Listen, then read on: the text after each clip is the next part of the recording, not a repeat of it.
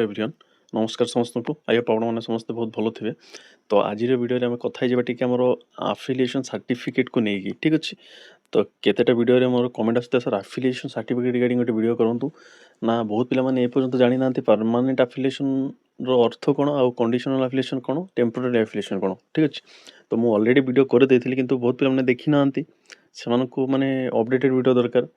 तो जहाँ हो वीडियोटा आपण मैंने देखते जो मैंने जानी ना जो मैंने नुआ पिला से हेल्प निहाती मिल आपण मैंने वर्तमान समय जब आंध्र बीएड करुँच आपण सब सर्टिफिकेट उपर नॉलेज थी दरकार जमीती कि आम आंध्र बीएड पिलाशा कौ सब डॉक्यूमेंट दरकार फास्ट हूँ आपंकर एनसीटी रिकग्निशन थी दरकार आफिलिएशन थी दरकार इक्विवेलेंस थी दरकार आम ओडिशार जेकोसी गोटे यूनिवर्सिटी सहित देन आपंकर ओपीटी सर्टिफिकेट आसी दरकार ठीक अच्छे। एतिक हूँ मोस्ट इंपोर्टाट ता छड़ा आहरी सर्टिफिकेट अच्छी कौन कौन सर्टिफिकेट अच्छे से रिगार्डिंग वीडियो ऑलरेडी करी तो से सब फ्यूचर भी आनी ठीक अच्छे। तो वर्तमान समय जब आप आंध्र बीएड करुँच तो फास्ट आपंकर एनसीटी रिकग्निशन थी दरकार ठीक अच्छे देन आफिलिएशन देन इक्विवेलेंस ये तीन हूँ मोस्ट इंपोर्टाट ये फास्ट देखूँ ठीक अच्छे।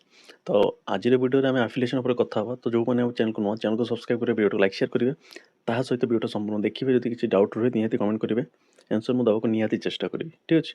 तो फास्ट आपण मैंने जाना दरकार आफिलिएशन अर्थ कौन ठीक अच्छे। देखो बारंबार रिपीट करुच्ची यहाँ हूँ जो मैंने जानते से देखा दरकार नहीं किंतु बहुत पे जानी ना नुआ स्टूडेंट से जाना दरकार ठीक अच्छे कहीं से डिमांड ही वीडियोटा करुच्ची। तो आफिलिएशन अर्थ आपको जाना दरकार। तो देखो आपण मैंने आज एग्जांपल नवा आपण मैंने आंध्र नागार्जुन यूनिवर्सिटी तो बीएड करुँच ठीक अच्छे। तो बीएड आप जेकोसी यूनिवर्सिटी करेंगे किंतु सब सर्टिफिकेट थी दरकार क्लीयर। तो सर्टिफिकेट भितर आम आफिलिएशन सर्टिफिकेट हूँ धरत आप आंध्र नागार्जुन यूनिवर्सिटी एडमिशन नौ यूनिवर्सिटी को देखिए आप बीएड करुँच कॉलेज ना तो आप जानी ना कॉलेज ना आप देखु भी ना तो सही यूनिवर्सिटी आंध्र प्रदेश बहुत कॉलेज अच्छे ठीक अच्छे। कॉलेज मान को सी कौन माने रिकग्निशन दे था माने आम थ्रू रे तुम कॉलेज 100 पिला बीएड कोर्स तुम प्रोवाइड कर ठीक अच्छे बुझीपारे। आफिलिएशन अर्थ हूँ इन सिंपल बुझंतु माने धरत आप नागार्जुन यूनिवर्सिटी बीएड करुँच किंतु नागार्जुन यूनिवर्सिटी जाकि एडमिशन नेबेनी आप जेकोसी गोटे कॉलेज रे निजर एडमिशन करेंगे तो सही कॉलेज को नागार्जुन यूनिवर्सिटी तार माने बीएड कोर्स करने को सी कही माने मो खांटी ओडिया रे कहूँ माने कौन सी तो मुहरे मुहरे कहबनी तो सेमिति माने सही कॉलेज को सी गोटे सर्टिफिकेट प्रोवाइड करिवो जाको कि आफिलिएशन सर्टिफिकेट कहा जाए माने सही यूनिवर्सिटी सही कॉलेज को बीएड करने को परमिशन देइची आउ परमिशन खाली मुहरे तो देई नथिबो गोटे सर्टिफिकेट प्रोवाइड कर दो ताको आफिलिएशन सर्टिफिकेट कहा जाए। तो मु आपको देखुची मु तीनटा सर्टिफिकेट देखैबी ठीक अछि आंध्र केसरी रो गोटे देखैबी नागार्जुन रो दुइटा देखैबी। तो जस्ट सेकंड मु आपको काढी कि आपको बतौची।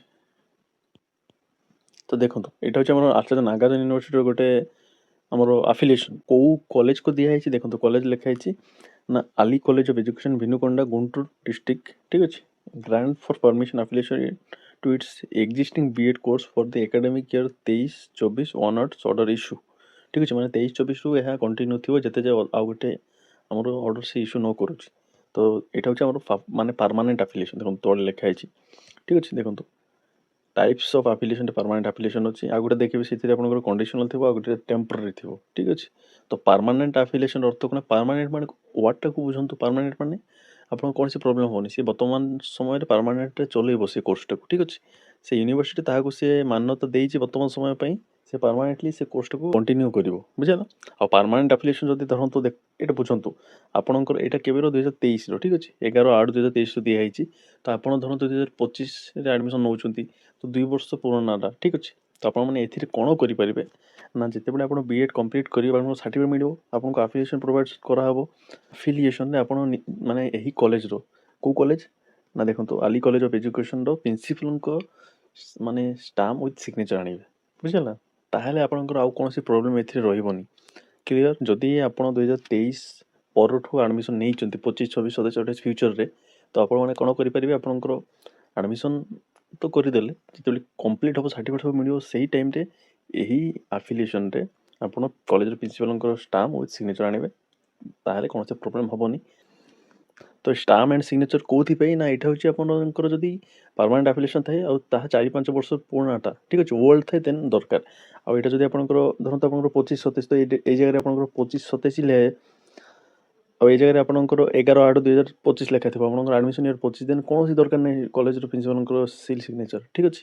ଏଇଟା ହେଉଛି ଓଲ୍ଡ ମାନେ ଧରନ୍ତୁ ଆପଣଙ୍କର ବ୍ୟାଚ୍ 2025-27 ଆଉ ଏଇଟା ହେଉଛି 2000 ଆପଣଙ୍କର 12 କିମ୍ବା 2015 କିମ୍ବା 2018ର ହେଇଥାନ୍ତା ଦେନ୍ ସେଇଟା ଆଣିଲେ ବେଟର। କ୍ଲିୟର? ତ ଏଇଟା ଗୋଟେ ଗଲା। ଆଉ ଗୋଟେ ଦେଖଉଛି ତ ଦେଖନ୍ତୁ ଏଇଟା ସେହି କଲେଜର 2022ର ଠିକ୍ ଅଛି। ସେଇଟା 2023-22ରେ ତାହାକୁ ସେ କଲେଜ ଟେମ୍ପୋରାରୀ ଆଫିଲିଏସନ୍ ପ୍ରୋଭାଇଡ଼ କରୁଥିଲା ଠିକ୍ ଅଛି 22-23 ବ୍ୟାଚ୍ର। ତ ସେହି କଲେଜ 2023ରେ ଯାଇକି ସେ ଆହୁରି ସେଇଟାକୁ ପରମାନେଣ୍ଟ କରିଛି ବୁଝିଲା। ଏଇଟା ବି ସେମ୍ କଲେଜ ଦେଖନ୍ତୁ ଆମର ଅଲି କଲେଜ ଅଫ୍ ଏଜୁକେସନ୍ ଠିକ୍ ଅଛି। ତ ଏଇ ଦୁଇଟା ଆଫିଲିଏସନ୍ ମୁଁ ଆମର ଟେଲିଗ୍ରାମରେ ପ୍ରୋଭାଇଡ଼ କରିଦେବି ଯେଉଁମାନେ ଫ୍ୟୁଚରରେ କୌଣସି ମାନେ ଫ୍ୟୁଚରରେ ଏହି କଲେଜରେ ଆଡ଼ମିସନ୍ କରିବେ ତ ଏହାକୁ ମୁଁ ଆମର ଟେଲିଗ୍ରାମରେ ପ୍ରୋଭାଇଡ଼ କରିଦେବି ଯଦି ଆପଣମାନଙ୍କୁ ଦରକାର ଆପଣମାନେ ନେଇପାରିବେ। ଓକେ ଆନ୍ଧ୍ର କେଶରୀର ଗୋଟେ ଦେଖିବା। ଏଇଟା ଦେଖନ୍ତୁ ଏଇଟା ହେଉଛି ଆମର ଆନ୍ଧ୍ର କେଶରୀ ୟୁନିଭର୍ସିଟି ଠିକ୍ ଅଛି। ମୁଁ ଯେଉଁ କଲେଜ କରିଥିଲି ସେଇ କଲେଜ ଆମର ଦେଖନ୍ତୁ 24 ମାନେ ମୋର 25ରେ କମ୍ପ୍ଲିଟ୍ ହେଇଛି 23-25 ବ୍ୟାଚ୍। ତ 23ରୁ 24 ଗୋଟେ ମିଳିଥିଲା 24ରୁ 25 ଗୋଟେ ମିଳିଥିଲା ଠିକ୍ ଅଛି। ତ ଏଇଟା ଆମର ଏଇଟା ଦେଖନ୍ତୁ ତଳେ ଲେଖା ହେଇଛି କ'ଣ ଟେମ୍ପୋରାରୀ ଆଫିଲିଏସନ୍ ମାନେ ଟେମ୍ପୋରାରୀ ମାନେ କ'ଣ ପ୍ରତିବର୍ଷ ମିଳେ। ଟେମ୍ପୋରାରୀ ମାନେ ଆପଣଙ୍କୁ ପ୍ରତିବର୍ଷ ମିଳିବ କଣ୍ଡିସନାଲ୍ ବି ଆପଣଙ୍କୁ ପ୍ରତିବର୍ଷ ମିଳିବ କିନ୍ତୁ ପରମାନେଣ୍ଟ ଥିଲେ ସିଏ ମାନେ ଯେତେ ଯାଏ ସିଏ ଚେଞ୍ଜ ନ କରିଛି କିଏ ସେ ୟୁନିଭର୍ସିଟି ଠିକ୍ ଅଛି ସେତେ ଯାଏ ଆପଣଙ୍କୁ ପରମାନେଣ୍ଟରେ ହେଇଯିବ। ଆଉ ଯଦି ବେଶୀ ଓଲ୍ଡ ହେଇଗଲା ଆପଣ କଲେଜ ପ୍ରିନ୍ସିପାଲଙ୍କର ସିଲ୍ ସିଗ୍ନେଚର ଆଣିପାରିବେ ଯାହାଫଳରେ ଆପଣଙ୍କର ପ୍ରୋବ୍ଲେମ୍ ହେବନି ବୁଝିଗଲା। ଆଉ ଏମିତି ଯଦି ଆପଣଙ୍କର ନ୍ୟୁ ଅପଡେଟେଡ୍ ଥାଏ ଦେନ୍ କୌଣସି ଦରକାର ନାହିଁ ଏନ୍ସିଟି ଇକ୍ୱିଭାଲେନ୍ସ ଆଉ ଆଫିଲିଏସନ୍ କୌଣସି ଷ୍ଟାମ୍ପ ସିଗ୍ନେଚର ଦରକାର ନାହିଁ ପଡ଼େନି ସେଥିରେ। କ୍ଲିୟର?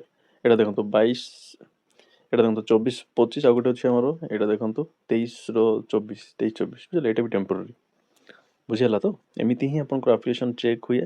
ଆଉ ଆପଣ କେଉଁଠାରୁ ପାଇବେ ଯଦି ଆପଣ କମେଣ୍ଟ କରିବେ ସାର୍ ଏବେ ମାନେ ଆଫିଲିଏସନ୍ ରିଗାର୍ଡ଼ିଂ କହିଲେ ଆମେ ପାଇବୁ କେଉଁଠାରୁ ତ ଆପଣଙ୍କ ଆଫିଲିଏସନ୍ ଓନ୍ଲି କଲେଜର ପ୍ରିନ୍ସିପାଲ୍ ପ୍ରୋଭାଇଡ଼ କରିବେ ଆପଣ ଯେଉଁ କଲେଜ ଆଡ଼ମିସନ୍ ନେଇଛନ୍ତି ନା ଅନଲାଇନରେ ଆପଣଙ୍କୁ ମିଳିବ। ମାନେ ଆଫିଲିଏସନ୍ ଅନଲାଇନରେ ମିଳେନି ଠିକ୍ ଅଛି। ମିଳେ ସେ ବହୁତ କଷ୍ଟ ମାନେ ବହୁତ ଖୋଜାଖୋଜି କରିବାକୁ ପଡ଼େ। ଆଉ ଆମର ଯେଉଁ କଲେଜର ଆପଣ ପଢ଼ୁଛନ୍ତି ମାନେ ଯେଉଁ କଲେଜ ସେ କଲେଜର କ'ଣ ସେଇଟା ୱେବସାଇଟ୍ରେ ମିଳେ କିନ୍ତୁ ବହୁତ ଟାଇମ୍ରେ କିନ୍ତୁ ତାର ଚାନ୍ସେସ୍ ବହୁତ କମ୍ ଥାଏ। ତ ଆପଣ କ'ଣ କରିବେ ନା ଏଜେଣ୍ଟ ପାଖରୁ ମାଗିବେ ଯେଉଁ ଏଜେଣ୍ଟ ଥ୍ରୁରେ ଆପଣ କରିବେ।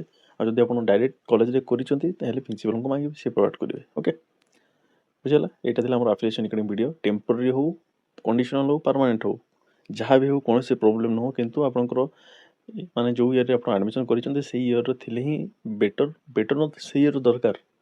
କ୍ଲିୟର? ନହେଲେ ପ୍ରୁଫ୍ ସେଇଟା ରହିବନି ନା ବୁଝିଲା। ତ ଏତିକି ଥିଲା ଆପଣଙ୍କର ଆଫିଲିଏସନ୍ ରିଗାର୍ଡ଼ିଂ ଭିଡ଼ିଓ। ଯଦି କିଛି ବି ଆପଣଙ୍କର ଡାଉଟ୍ ଏବେ ବି ଅଛି ଦେନ୍ ନିହାତି କମେଣ୍ଟ କରିପାରିବେ। ତ ଭିଡ଼ିଓଟା ଯଦି ଆପଣଙ୍କୁ ହେଲ୍ପଫୁଲ୍ ଇନଫର୍ମେଟିଭ୍ ଲାଗିଛି ଭିଡ଼ିଓକୁ ଲାଇକ୍ ସେୟାର କରିପାରିବେ ଚ୍ୟାନେଲକୁ ସବସ୍କ୍ରାଇବ୍ କରନ୍ତୁ। ଏମିତି ଇନଫର୍ମେଟିଭ୍ ଭିଡ଼ିଓ ମୁଁ ଆପଣମାନଙ୍କ ପାଇଁ ହିଁ ଆଣେ ଠିକ୍ ଅଛି।